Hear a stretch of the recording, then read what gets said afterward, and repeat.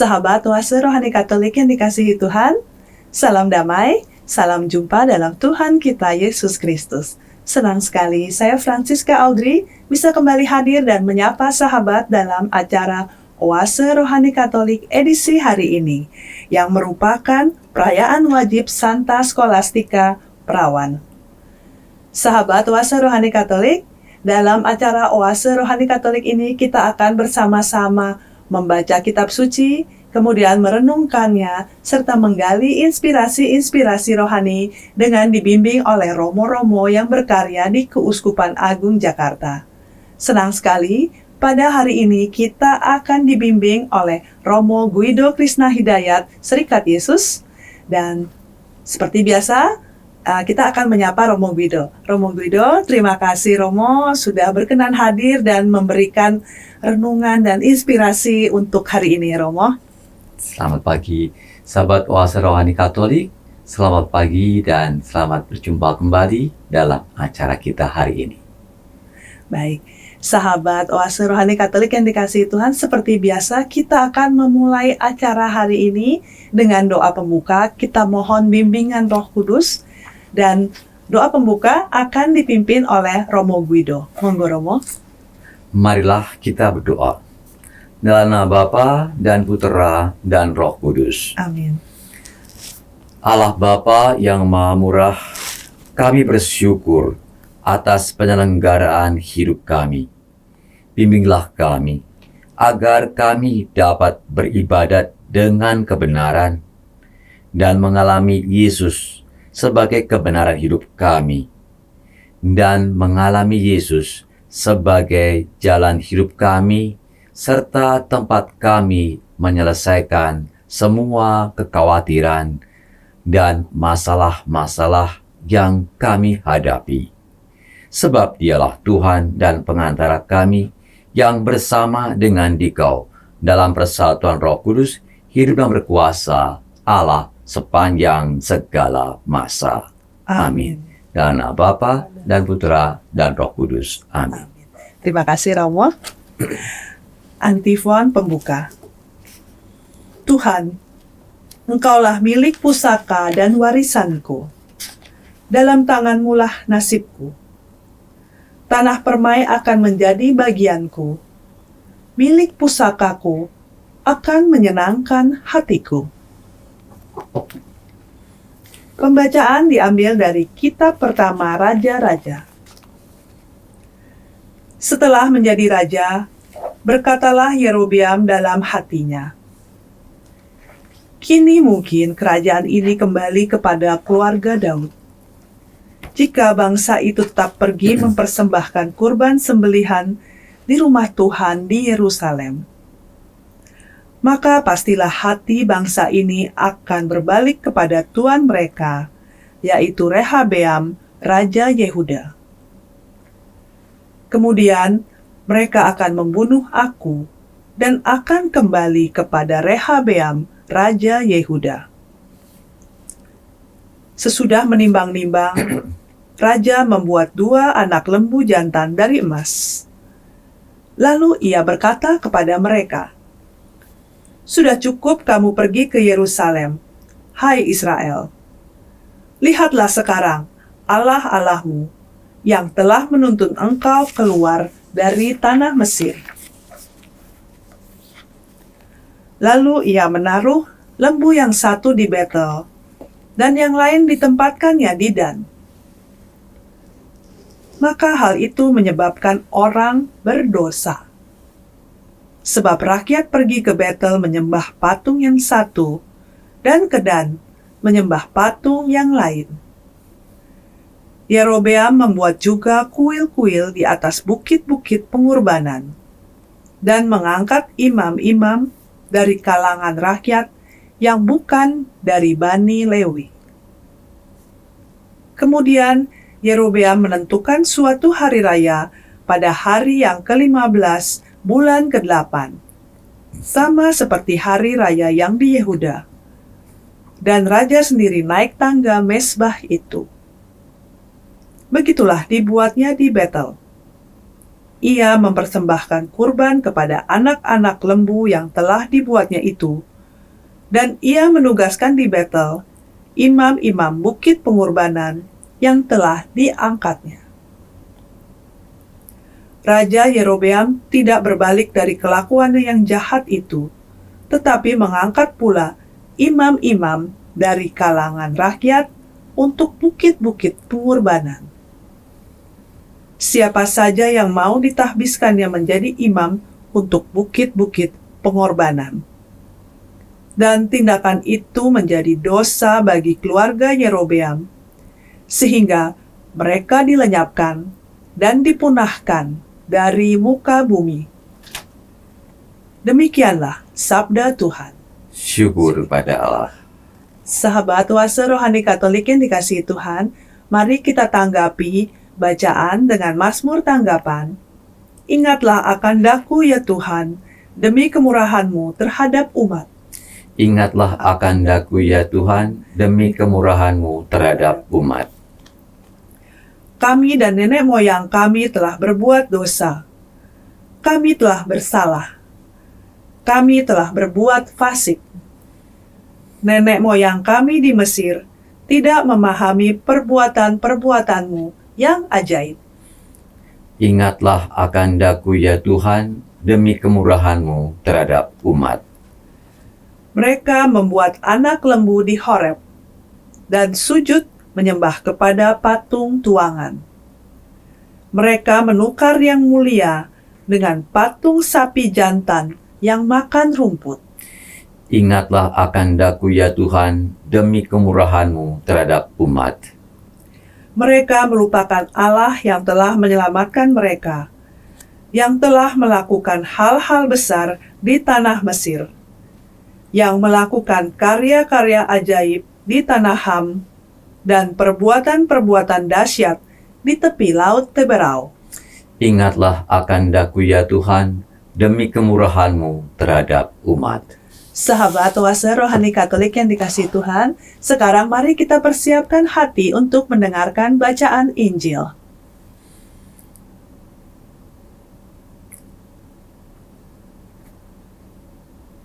Haleluya. Haleluya. Manusia hidup bukan dari makanan, melainkan juga dari setiap sabda Allah.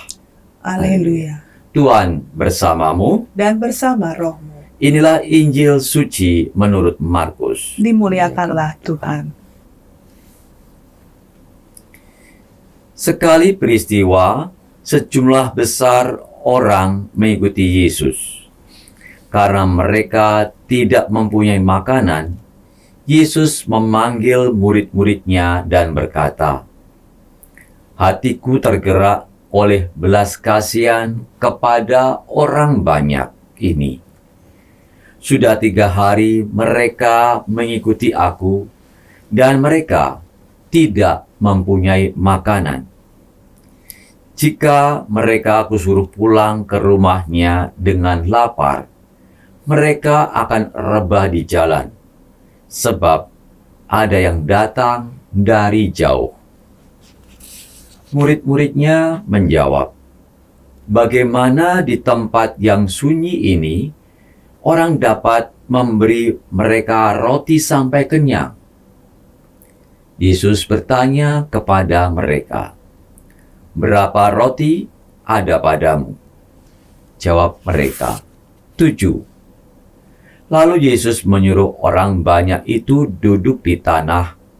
Sesudah itu, ia mengambil ke-7 roti itu, mengucap syukur, lalu memecah-mecahkannya, dan memberikannya kepada murid-muridnya untuk dibagi-bagikan. Dan mereka memberikannya kepada orang banyak.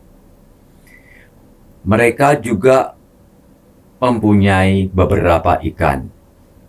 Sesudah mengucap berkat atasnya, Yesus menyuruh supaya ikan itu juga dibagi-bagikan, dan mereka makan sampai kenyang.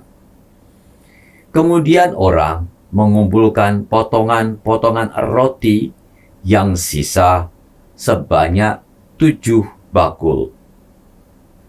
Mereka itu ada kira-kira 4.000 orang.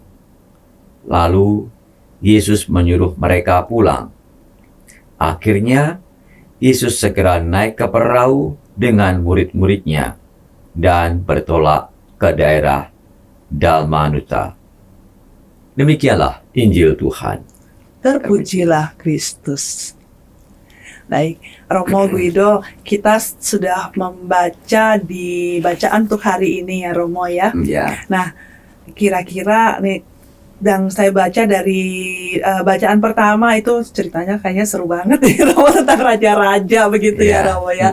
Nah, inspirasi apa nih Romo yang bisa kita dapatkan dari kisah Raja Yerobeam ini Romo? Baik, sebenarnya raja yang resmi waktu itu adalah Rehabeam ya. Rehabeam, tetapi Rehabeam itu menaikkan pajak yang cukup tinggi sehingga Yerobeam memimpin beberapa suku, ada 10 suku yang dipimpin oleh Yerobeam untuk semacam mengambil alih kerajaan. Mengadakan kudeta ya. Semacam mengadakan kudeta atau kerajaannya pecah ya. Jadi satu dipimpin Rehabeam, satu dipimpin oleh Yerobeam yang kita baca. Dan sebenarnya Yerobeam ini adalah yang diberkati Tuhan. Satu itu yang utama. Dan dalam cerita yang kita baca tadi, meskipun Yerobeam diberkati Tuhan, dikuatkan oleh Nabi Ahia sebelumnya ya, kita dari kisah-kisah sebelumnya, si Yerobeam tetap merasa khawatir ya. Khawatir kalau nanti umat ini mengadakan suatu persembahan di Yerusalem, tempat di si Raja Rehabeam bertahta di sana, khawatir kalau nanti umatnya akan balik kepada Rehabeam. Jadi walaupun kerajaannya pecah, tapi pada zaman itu tempat untuk beribadatnya tetap di Yerusalem. Tetap di Yerusalem satu itu. Nah, tapi sebuah inisiatif yang berawal dari kekhawatiran si Yerobeam itu membuat suatu yang kesalahan besar. Lalu nanti kalau ke Yerusalem mengadakan persembahan atau menyembelih lembu di sana, dan kemudian orang-orang akan kembali ke Rehabeam. Maka si Yerobeam, Raja Yerobeam ini membuat di 2 tempat untuk pengorbanan. Ya, satu di Betel, satu di Dan. Ya, itu. Dan ini sudah suatu salah. Dia sudah mengadakan buat patung lembu, kemudian mengadakan pengorbanan di sana. Tidak hanya itu kesalahannya. Kesalahannya adalah dia selain mengorbankan itu, dia juga mimpin ibadat itu, dan setelah mimpin ibadat itu, dan dia mengangkat imam-imam siapa yang mau menjadi pemimpin ibadat untuk Tuhan, dalam arti anak lembu yang dibuat itu, lembu. Sebentar Romo, saya bingung. Memang pada saat itu untuk menjadi seorang imam atau pemimpin ibadat itu tuh gimana sih Romo sampai itu menjadi satu hal yang pada saat Yerobeam mengangkat orang-orang itu menjadi suatu hal yang berdosa, apa khusus, keturunan khusus atau gimana gitu Romo? Biasanya itu dari keturunan Lewi. Itu yang yang boleh menjadi imam. Tapi ya karena kasus tertentu entah bisa dari mana saja, asal ada semacam ujian ya, semacam tata caranya benar, semacam itu. Dan memang ada beberapa yang mengikuti lalu mengorbankan menjadi imam untuk pengorbanan di Dan dan di Betel itu. Ini suatu yang kesalahan yang besar. Jadi bukan orang-orang yang terpilih begitu ya Romo, yang saya bilang ya. Ya, bisa dikatakan begitu. Nah, kekhawatiran Yerobeam yang kita dengarkan hari ini membuat suatu yang kesalahan bagi si Yerobeam memimpin umatnya. Kalau kita pikir-pikir, kita alami dalam hidup kita, juga kita mengalami kekhawatiran-kekhawatiran kan ya. Iya, betul. Kekhawatiran-kekhawatiran ini kadang-kadang membutakan kita untuk bertindak dengan benar. Kalau dalam bacaan yang kita dengar, bacaan pertama tadi, itu kekhawatiran si Yerobeam Iya. membuat dia melakukan suatu tindakan yang salah di mata Tuhan. Iya. Lalu ya itu tidak benar. Dan salahnya juga dia membawa seluruh bangsanya untuk berdosa begitu ya. Benar, Romo, ya. beribadat bukan pada Allah Bukan tapi pada pada Allah. berhala. Ada berhala, iya. Ya, itu yang dia buat oleh Yerobeam. Iya. Dan ya itu yang terjadi untuk Yerobeam. Dan kalau kita kaitkan dengan hidup kita juga sering mengalami kekhawatiran ya, Iya. waktu itu ya. Dan kekhawatiran itu kadang-kadang buat kita melakukan persiapan-persiapan yang mengabaikan Tuhan.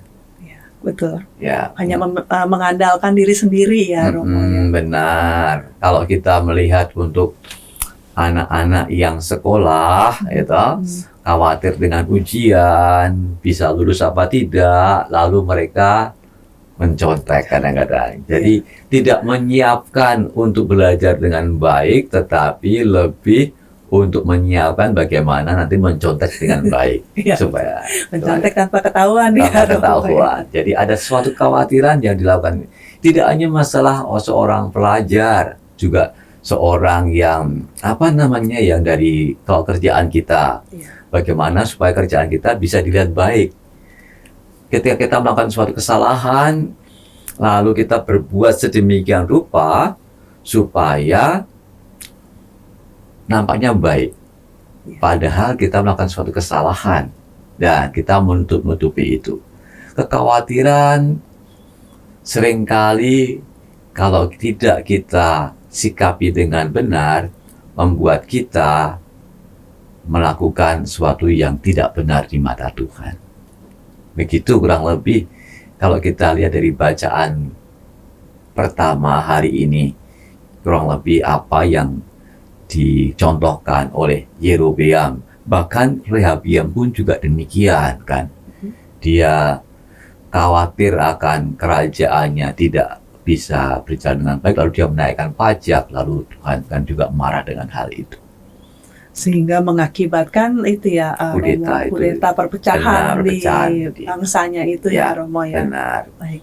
Jadi sebenarnya kalau kita lihat di sini, kekhawatiran itu kan bisa dibilang sesuatu hal yang biasa, yang lumrah, yang kita alami sehari-hari ya. Tapi jika kita tidak bisa menyikapinya dengan baik, itu bisa berdampak yang sangat buruk ya, seperti yang terjadi seperti Yerobeam alami ya, Romo ya. Benar, benar.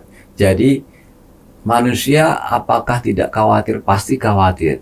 Kita lihat dari kisah, misalnya kalau kita lihat dari Musa juga khawatir gimana bisa memimpin bangsa ini. Iya. Abraham juga khawatir ketika dia mau pergi dari tanahnya, itu pergi tapi kekhawatiran itu harus kita sikapi dengan benar. Harus kita, bukan pertama-tama kita menolak kekhawatiran itu, bukan pertama-tama kita lebih berbuat sesuatu supaya tidak khawatir, tapi kita menyiapkan diri tetap pada suatu jalan, track yang benar di mata Tuhan. Ya, itu ya. Kalau misalnya tadi kalau kita lihat yang saya contohkan, kalau misalnya anak-anak yang ujian, Ya. khawatir lulus atau tidak lulus, bukan kita menyiapkan contohnya, tapi kita belajar sungguh-sungguh supaya bisa menyelesaikan soal tugas kita dengan baik. Demikian juga kalau kita menghadapi misalnya ada deadline untuk tugas kita, khawatir lalu menjadi sesuatu yang tidak benar, tapi kita menyiapkan sungguh-sungguh supaya bisa melakukan. Dan kita percaya terhadap campur tangan Tuhan ya, Romo ya. Benar. Kayak contoh tadi malam nih, Romo, saya juga khawatir ya. Saya ada deadline hari ini, cukup banyak gitu. Saya pikir kalau dihitung-hitung tuh nggak mungkin, tapi saya pikir ya udah, ya memang namanya deadline yang harus dikerjakan ya Romo ya. Benar. Jadi ya saya kerjakan, ternyata saya amazing begitu ya. Tengah malam ternyata selesai begitu ya Romo ya. Jadi Ya. nggak ada yang tidak mungkin ya Tuhan ya. Benar. Ya Romo ya. Ya. Tidak ada yang tidak mungkin di mata Tuhan. Ya. Pasti ada yang baik kalau kita melakukan sesuatu yang benar di mata Tuhan. Jadi kekhawatiran itu ya khawatir itu sesuatu yang hal wajar, tapi jangan terlalu dibesarkan ya. Benar. Karena ya itu nanti efeknya bisa fatal begitu ya Romo ya. Benar, ya. Baik. Nah, kemudian kita juga pasti ingin tahu ya Romo, nanti apa sih kiat-kiat supaya kita nggak khawatir gitu ya Romo ya. Tapi saya rasa mungkin ada baiknya kita jeda dulu, kita refleksikan diri kita sendiri gitu ya. Seberapa khawatirnya sih kita saat ini dengan apa yang terjadi dengan diri kita, dan dengan kekhawatiran itu tuh membimbing kita, membuat kita ke arah mana sih gitu. Apakah menjadi sesuatu yang baik atau yang kurang baik gitu ya. Dan kita akan kita akan dapatkan inspirasi lebih lanjut nanti di sesi yang berikutnya. Baik sahabat, kita akan jeda sejenak dan jangan kemana-mana.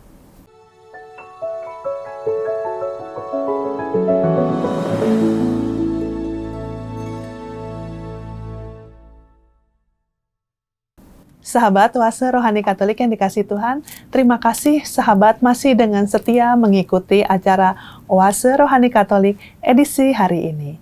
Masih bersama dengan Romo Guido Krisna Hidayat, Serikat Yesus, dan saya Francisca Audrey. Kita akan melanjutkan untuk mendapatkan inspirasi lebih lanjut dari bacaan di hari ini. Romo Guido, tadi kan kita lihat bagaimana Raja Yerobeam sangat khawatir sehingga akhirnya terjerumus ke dalam dosa yang besar ya Romo ya. Nah, kemudian di bacaan Injil ini juga kalau saya lihat nih kayaknya hampir sama nih Romo temanya. Gimana murid-murid Yesus itu juga khawatir gitu ya Romo ya. Benar, iya. Kalau kita melihat suasana yang terjadi di sana pada saat banyak orang berkumpul di tempat yang sepi, kemudian Yesus menantang mereka, kamu harus beri makan mereka. Lalu mereka kan khawatir, bagaimana kita kasih makan ini? Gak ada warung ya Romo? Gak ada warung, gak ada kantin. Gak ada kantin, iya. Lalu tindakannya si para mereka mencoba untuk menghindari tugas itu. Ya. Suruh mereka pulang aja. Bukan urusannya mereka, bukan tanggung jawab mereka ya. Jadi itu kan kekhawatiran yang disikapi oleh para rasul di sini juga disikapi dengan nggak mau menanggung itu, menolak sesuatu tugas, suatu tanggung jawab. Kalau kita tadi melihat Yerobeam, dia tidak menolak, tapi dia membuat suatu tindakan yang salah. Kalau murid ini menolak tindakan itu. Bedanya adalah saat yang kita dengar dalam bacaan ini tadi, murid langsung ketemu Yesus. Sehingga mereka ya mau nggak mau harus taat. Langsung ditegur ya Romo dalam hal ini ya. Jadi langsung ditegur dan mereka harus melakukan itu. Dan apakah ada ragu-ragu? Pasti. Apakah bisa ya? Ragu-ragu pasti ada ragu-ragu. Cuma 7 roti kan ya, dan beberapa ikan. Beberapa ikan, ya. Lalu makan bagaimana? Apakah ragu-ragu? Khawatir ada. Tapi tetap melakukan itu. Hanya karena dekat Yesus. Itu kan. Dan mereka yakin bahwa akan suatu terjadi. Ini yang terjadi di murid-murid Yesus. Dan setelah hasilnya, ternyata berbeda dengan dugaan mereka. Iya, betul. Kalau kita melihat tadi kan Audrey cerita mengenai deadline. Iya. Bagaimana akhirnya bisa juga. Bisa selesai juga ya. Ya. Kurang lebih begitu kalau kita dari bacaan Injil ceritanya ya. Iya, Romo. Kekhawatiran ada. Dan yang setelah semua beres, terus ditinggalkan Yesus. Bukan mereka yang pergi, Mm-mm. lalu mereka yang Yesus yang pergi setelah makan semua. Itu kan suatu yang sikap yang berbeda yang diambil oleh murid-muridnya dan Yesus semacam itu. Saya jadi berpikir ya Romo ya, jadi sebenarnya ya tadi seperti yang saya katakan juga sebelumnya, kekhawatiran itu sesuatu yang wajar, Wajar, sesuatu ya. yang kita hadapi sehari-hari, bahkan sebenarnya pada saat kita melakukan sesuatu yang sudah berulang atau sudah pernah kita lakukan, kekhawatiran itu tetap ada ya, karena sebenarnya gini ya Romo ya, kalau dalam hal ini kalau kita lihat di bacaan Injil, di Markus yang sebelumnya gitu ya, kan Yesus pernah memberikan makan kepada 5.000 orang ya Romo ya. Mestinya kan murid-murid itu kan punya pengalaman. Ini kasusnya kurang lebih hampir sama nih, harus memberi makan 4.000 orang gitu ya. Tetapi padahal kan ada Yesus di situ. Mereka tidak mempunyai kepercayaan kepada Yesus gitu ya. Maksudnya tetap aja khawatir gitu ya Romo, dan berusaha mengelak dari tanggung jawab itu gitu. Benar. Menurut saya itu hal yang biasa kita alami. Perasaan khawatir, kurang percaya, kurang yakin. Itu yang biasa kita alami. Cuman yang diharapkan oleh dalam bacaan kali ini adalah kita tetap pada track yang benar. Nah, contoh yang hari ini kita lihat mengenai masalah kekhawatiran atau ketidakyakinan dari Raja Yerobeam dan para murid. Tapi juga kita bisa melihat kalau kita sedih, kalau kita gembira, kalau kita perasaan-perasaan yang ada dalam diri kita bukan pertama-tama untuk dinikmati atau dihindari. Tetapi perasaan-perasaan itu adalah bunga-bunga yang ada. Tetap kita harus melakukan pelayanan. Tetap kita harus melakukan tugas kita. Dengan demikian maka kita akan dengan semacam ini tetap menjadi pengikut Yesus. Kita lihat, kalau kita melihat begini ya, Yesus itu kan wafat di salib. Ya. Ketika dia dipaku, harusnya dia kan dalam suasana jengkel dengan para prajurit. Dia malah mendoakan yang maku. Ketika dia ditangkap, kemudian ada yang telinganya putus itu, Yesus menyembuhkan. Jadi, suasana apapun yang kita alami, jangan sampai mempengaruhi tindakan kita untuk tetap berbuat baik dan berbakti kepada Allah. Kita tetap harus fokus ya, Romo ya. Sana. Ya, perasaan, keadaan itu adalah bunga. Saya beri contoh sebaliknya. Kadang-kadang orang yang sangat bahagia itu lupa akan Allah juga. Iya, betul. Ya kan? Ya. Lupa akan Allah semuanya. Terus kemudian dia melakukan sesuatu yang mungkin tidak berkenan bagi Allah. Tidak hanya yang khawatir, yang sedih, yang bahagia juga demikian. Nah, pelajaran yang kita dapatkan dalam bacaan-bacaan hari ini, ada perasaan-perasaan yang ada, ada suasana lingkungan yang ada yang mempengaruhi hidup kita. Tetapi tetap pada tugas kita memuliakan nama Tuhan dalam tindakan-tindakan kita. Itu. Lah, kalau kita tersalah lalu bagaimana? Mazmur tadi kita baca lagi. Ingatlah akan daku ya Tuhan, demi kemurahan-Mu terhadap. Mazmur ini mengatakan, saya salah, tapi saya ingatlah akan daku ya Tuhan. Saya akan kembali kepadamu.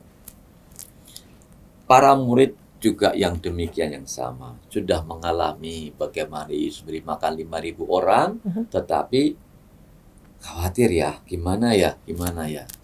Kalau kita melihat peristiwa para murid dengan Yesus yang di kapal, yang dengan badai. Nah, juga itu kan khawatir. Khawatir, ya. Yesus mengerti dan kemudian itu beri bacaan yang sebelum hari ini kita Iya, dengarkan. betul, iya, betul. Nah, Audrey, ini kan tanggal 10 Ya, hari ini hari spesial ya hari Romo ya. spesial, hari Imlek ya. Imlek ya. Iya. Ya, kita ucapkan selamat tahun baru bagi yang merayakan ya, Audrey ya. Iya. Dan tahun baru Imlek ini kan banyak orang yang khawatir karena kadang Iya. harus buat apa. Ingat bahwa suasana itu tetap ada, tapi tetap kita melakukan untuk memuliakan Tuhan dalam hidup kita. Itu kurang lebih, Audrey. Nah, berarti pada saat Imlek ini ya Romo kan ada kadang-kala gini ya Romo, pada saat Imlek tuh ada nggak boleh pakai baju ini atau nggak boleh begini, nggak boleh begini. Nah, itu gimana tuh Romo? Itu kan berhubungan dengan kekhawatiran Romo. Katanya nanti bad luck gitu, sial Ya. begitu ya. Nah, itu gimana tuh Romo? Nah, itu kepercayaan masing-masing. Tapi bukan berarti kalau kita sudah mengalami itu, sudah melakukan itu, lalu akan beres semuanya.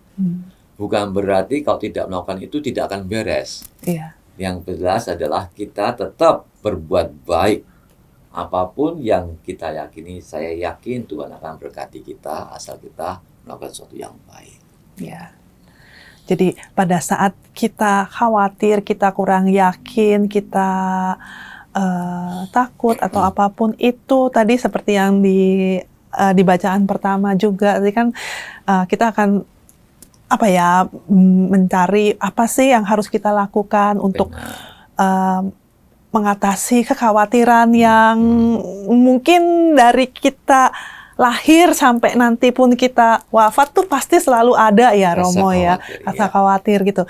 Nah, gimana sih itu cara untuk mengolahnya supaya itu menjadi sesuatu yang positif gitu ya Romo? Selain fokus, tadi kan Romo mengatakan fokus ya, selain fokus ada kiat lain nggak Romo?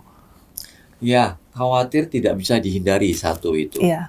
Khawatir, sedih, senang tidak bisa dihindari tergantung suasana yang ada. Tapi bukan pertama-tama kita menghilangkan rasa khawatir, rasa sedih kita, tetapi lebih kita untuk menanggapi sabda Tuhan, untuk menanggapi ajakan Tuhan dalam hidup kita. Apapun itu, jangan sampai kita tergiurkan atau tergoda oleh rasa-rasa entah khawatir, sedih, dan sebagainya. Itu yang saya kira hari ini kita mendengarkan, tetap pada bagaimana kita berbuat untuk kebaikan dalam keadaan apapun. Ya, jadi kita jangan terbuai oleh perasaan kita apapun itu ya Romo ya, entah itu gembira, sedih, khawatir, apapun itu kita tetap harus fokus terhadap Tuhan dan melaksanakan apa yang menjadi kewajiban kita, apa yang harus kita laksanakan ya. Karena kadang-kala dengan semua perasaan-perasaan itu membuat kita menjadi lupa gitu ya Romo ya, gitu ya. Benar, ya. Baik. Nah, berarti nggak masalah dong ya Romo, nanti pas di Imlek ini kita pakai baju, kayak saya nih pakai baju merah gitu ya buat Imlek, itu nggak apa-apa ya Romo ya, boleh ya gitu ya. Atau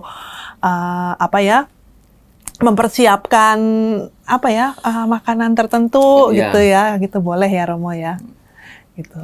Jadi tidak ada larangan, tapi kita tetap harus ingat bahwa itu bukan penentu bagi masa depan kita atau maksudnya dalam 1 tahun ke depan gitu ya Romo. Kan juga banyak ramalan-ramalan tuh Romo biasa kalau setelah Imlek ya Romo ya. Gitu. Baik, sahabat Oase Rohani Katolik yang dikasihi Tuhan, kita sudah sampai di penghujung edisi hari ini. Ada satu pesan dari Romo, kita tetap harus fokus terhadap Tuhan, terhadap apa yang harus kita lakukan, terhadap apa yang Tuhan rencanakan dalam hidup kita. Janganlah kita terbawa oleh rasa khawatir, takut, gembira, atau apapun perasaan yang ada dalam diri kita. Sahabat Oase Rohani Katolik yang dikasihi Tuhan, kita akan tutup edisi pada hari ini dengan doa penutup dan berkat dari Tuhan melalui Romo Guido. Silakan Romo. Marilah kita berdoa bersama-sama. Dalam nama Bapa dan Putra dan Roh Kudus. Amin. Allah Bapa yang Maha Baik, kami bersyukur kepadamu karena Engkau memberikan kami rezeki untuk kehidupan sejati melalui Yesus Putra-Mu. Semoga apa yang kami renungkan pada hari ini menguatkan kami untuk tetap terus mengabdi kepadamu dalam hidup kami.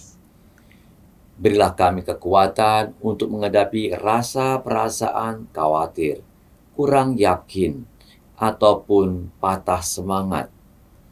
Semoga kami dengan rahmat-Mu bisa melalui itu semua untuk menjaga kehidupan kami, sehingga kami bisa memuliakan nama-Mu dalam kegiatan kami. Ini semua kami haturkan kepadamu dengan pengantaran Kristus Tuhan kami. Amin. Tuhan bersamamu Dan bersama rohmu. Semoga kita semua serta kegiatan kita hari ini selalu dilindungi, dibimbing, dan diberkati oleh Allah yang Maha Kuasa, Bapa dan Putra dan Roh Kudus. Sahabat Oase Rohani Katolik yang dikasihi Tuhan, terima kasih atas kebersamaan kita pada hari ini. Romo Guido Krisna Hidayat Serikat Yesus dan saya Francisca Audrey, kami pamit undur diri. Terima kasih atas kebersamaan kita pada hari ini. Selamat melanjutkan hari ini, selamat beraktivitas, dan selamat bersukacita di hari yang khusus ini. Sampai jumpa.